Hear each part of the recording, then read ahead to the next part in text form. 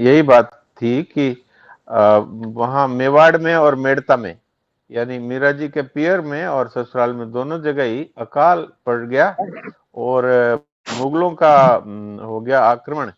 तो वो वहां के जो भी शासक थे उनको भागना पड़ा उस समय में।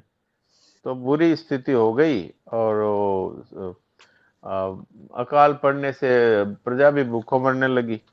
तो उस समय के राजा लोगों में ये बात होती थी कि भाई अपने पंडितों से, पुरोहितों से, ब्राह्मणों से पूछो। तो ब्राह्मणों से बात की तो ब्राह्मणों ने कहा कि भाई भक्त का अपराध हुआ है, इसके कारण से ये स्थिति है हम लोगों की है। तो भक्तिमती मीराबाई के चरणों में जाके सब लोग ये प्रार्थना रखो कि आप वापस मेवाड़ पधारें, तो हम लोगों का ये जीवन ठीक हो सकता है। तो फिर वो बहुत सारे जो ब्राह्मण थे और राजपुरोहित थे और वो कुछ जो राजपुरुष थे, और जिसमें मीराबाई के जो जेठ के लड़के थे वो भी थे, उनके लड़कों के लड़के भी थे, जयमल भी, जयमल के लड़के भी थे। जो जयमल उनके ताऊ जी का लड़का था मीराबाई के, उनके लड़के भी थे। जयमल का तो शरीर चला गया था। तो इस तरह से राजपुरुषों के साथ साथ ये सब आ गए थे।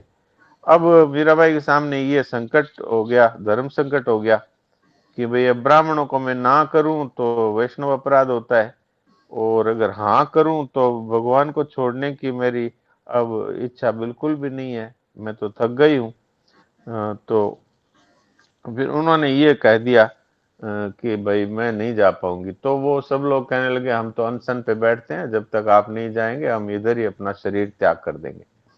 तब फिर मीराबाई ने कहा अच्छा तो ठीक है, मैं ठाकुर जी से आज्ञा लेती हूँ।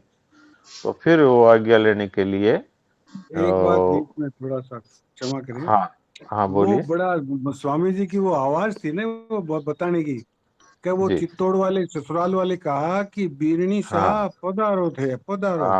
हाँ और वो हाँ जो पीर वाले थे बेड़ता वालों ने हाँ कहा कि बेटी पधारो थे, ऐसे में ये हाँ बड़ा वो बहुत ही आनंद आया। हाँ हाँ भाई हाँ जी। साहब हाँ पधारो, बताओ, आगे बताओ भाई भाई साहब साहब। पधारो।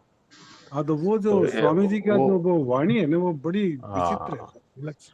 हाँ, हाँ ब्राह्मणों ने बताओ बताओ। जो मेवाड़ के ब्राह्मण थे उन्होंने राजमाता जी पधारो, क्योंकि वो तो मीराबाई तो भक्त थी लेकिन राजमाता तो थी। तो उनको कहते हैं बिन्नी सा पधारो, राजमाता जी पधारो। वो मेवाड़ वाले यूं कहते हैं, मेड़ता वाले कहते हैं भाई साहब कम पधारो। आपने ठीक कहा, महाराज जी ऐसा ही बताते थे। तो फिर जो है भगवान से आज्ञा लेने के लिए वो निज मंदिर में जाने के लिए और मांगती है आज्ञा पुजारी जी से। पुजारी जी तो सीधा ही वो तो अपने मीराबाई को जानते थे कि ये कितनी बड़ी भक्त हैं भगवान की। तो वो तो उन्होंने बोला कि आप हमसे आज्ञा क्यों लेते हैं, आपके लिए कौन मना कर सकता है, आप पधारो। तो गर्भगृह में चली गई और भगवान के मंदिर के सामने, भगवान के विग्रह के सामने खड़ी होकर के और गाने लगी। और फिर जब ये भजन पूरा हुआ तो एकाएक बहुत जबरदस्त प्रकाश हुआ, जैसे बहुत सारे सूर्य चंद्र एक साथ उग गए हों। सब लोगों की आंखें उस प्रकाश में चुंधिया गई और सबके सामने ही, जबकि वो नहीं देख पा रहे थे, वो सामने वरवेश में द्वारिकानाथ प्रकट हो गए। मीराबाई चरण स्पर्श के लिए झुकी तो भगवान ने उनको दोनों हाथों से अपनी भुजाओं से अपने में समेट लिया। और वो चौथी पंक्ति जो मिल बचन मत दीजिए, ये आदि निकल पाई कि भगवान उनको अपने में समा गए। एक साथ ही मंदिर के घंटे घड़ियाल अपने आप ही बज गए और कई क्षण तक लोग देखते रहे ये क्या हुआ। और फिर उनकी एक दो दासियां जो थी बहुत नजदीक, जैसे चमेली और दूसरी दासियां थी, वो तो एकदम से अचेत जैसी हो गई। और फिर पुजारी जी है वो अंदर गर्भगृह में गए तो देखा कहाँ है मीरा। तो भगवान के बाएं पार्श्व में भगवान उनकी जो जो ओढ़नी थी उसका एक छोर दिखाई दिया। तो फिर उन्होंने सोचा उसको चोर को पकड़ा कि अपने खींचे, लेकिन वो तो नहीं खींच सके। और इस तरह से बाहर आकर के उन्होंने सबके सामने ये कह दिया कि भाई मीराबाई तो भगवान में समा गई।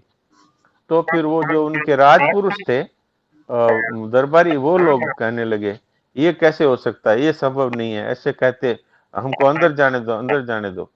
तो फिर पुजारी जी बोले हाँ चलो आप अंदर जाओ, हमें तो गर्भगृह को वैसे भी अब धोना ही पड़ेगा, तो इसलिए आप आ जाओ बोले अंदर। तो वो सब राठौड़ और उनके राजपुरोहित सब अंदर जाके ढूंढने लगे।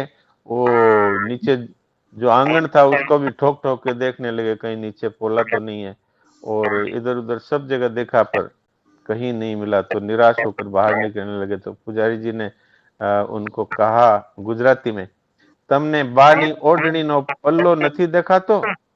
अरे भाई तुम लोगों क्या ओ मीरा माता जी की ओढ़नी का पल्ला नहीं दिख रहा है? अरे बाप प्रभु मां समाई गया छे, तमने बधाने खबर केम नहीं पड़ती? इतना होने पर भी तुम लोगों को ये बात पे विश्वास क्यों नहीं होता? तो पुरोहितों ने पल्ले को अच्छी तरह देखा, खींचा, पर वो तनिक भी खिसका नहीं।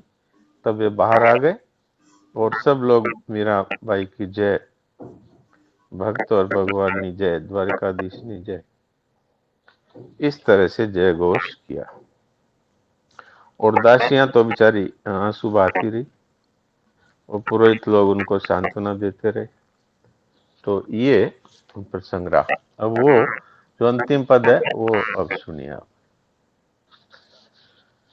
साजन सुध ज्यों जानो त्यों लीजे, साजन सुध ज्यों जानो त्यों लीजे, तुम बिन मेरे और न कोई, तुम बिन मेरे और न कोई, कृपा रावरी की जय, तुम बिन मेरे और न कोई, कृपा रावरी की जय। दिवस न भूख रैन नहीं निंद्रा, दिवस न भूख रैन नहीं निंद्रा, यूं तन पल पल छीजे, साजन सुध ज्यों जानो त्यों लीजे, साजन सुध ज्यों जानो त्यों लीजे। हे भगवान, जैसा आप उचित समझो वैसी मेरी सुध लीजिए।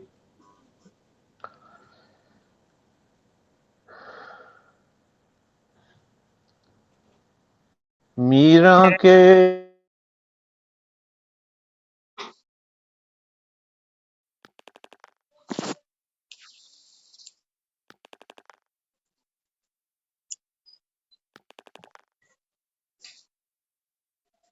साजन सुध ज्यों जानो त्यों लीजे, मीरा के प्रभु गिरधर नागर, मीरा के प्रभु गिरधर नागर, मिल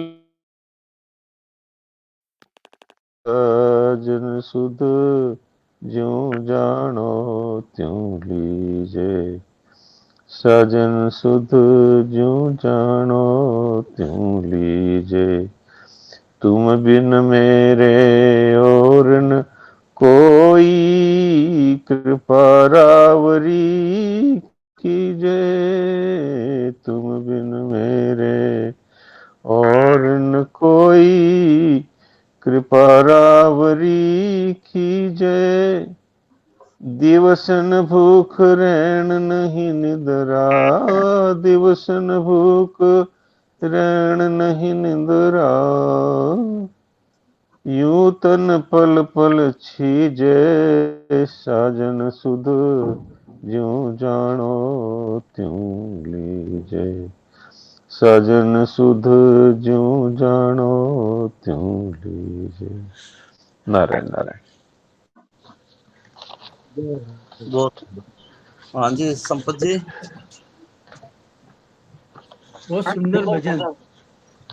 हाँ बहुत हाँ, सुंदर। ये